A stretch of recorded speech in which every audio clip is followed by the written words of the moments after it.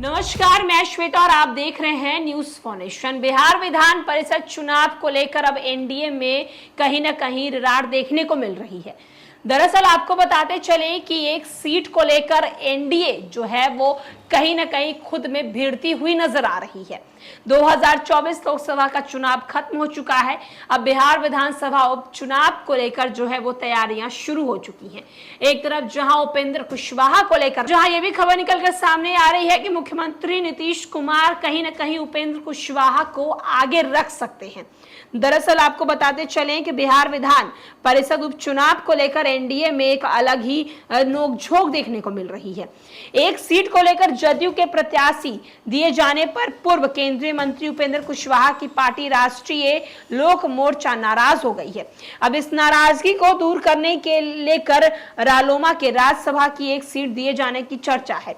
दरअसल जदयू के नेता भगवान सिंह कुशवाहा ने मंगलवार को विधान परिषद की रिक्त सीट पर जदयू के अपने उम्मीदवार की घोषणा की थी। उन्होंने कहा था कि वे 2 जुलाई को नामांकन दाखिल करेंगे। के बाद रालोमा के माधव आनंद ने कहा है कि भाजपा के बिहार प्रभारी विनोद तावड़े ने लोकसभा चुनाव के दौरान ही वादा किया था कि रालोमा को लोकसभा विधान परिषद में एक सीट मिलेगी। किसी के नाम की घोषणा ठीक नहीं है।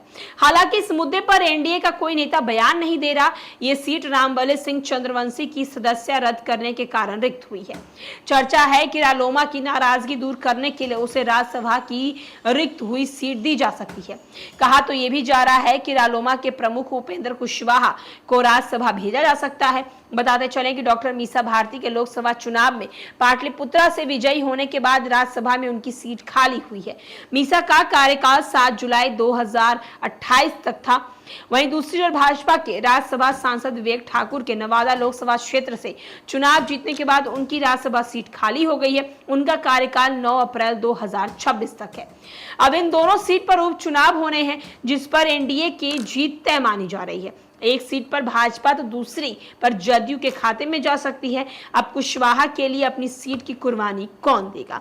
हालांकि कहा जा रहा है कि जदयू अपने कोटे से रालोमा के प्रमुख उपेंद्र कुशवाहा को राज्यसभा भेज सकती है। वैसे अब तक नीतीश कुमार की पार्टी की ओर से इसके बारे में कुछ कहा नहीं गया है।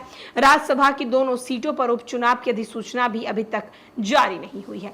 तो आप देख सकते हैं राज्यसभा सीट को लेकर कहीं ना कहीं उपेंद्र कुशवाहा जो आस लगाए हुए हैं, उस आस के तर्ज पर एनडीए में जो है वो रार देखने को मिल रही है। एक सीट जदयू अपने कोटे में रख रही है तो एक सीट बीजेपी अपने कोटे में रख रही है।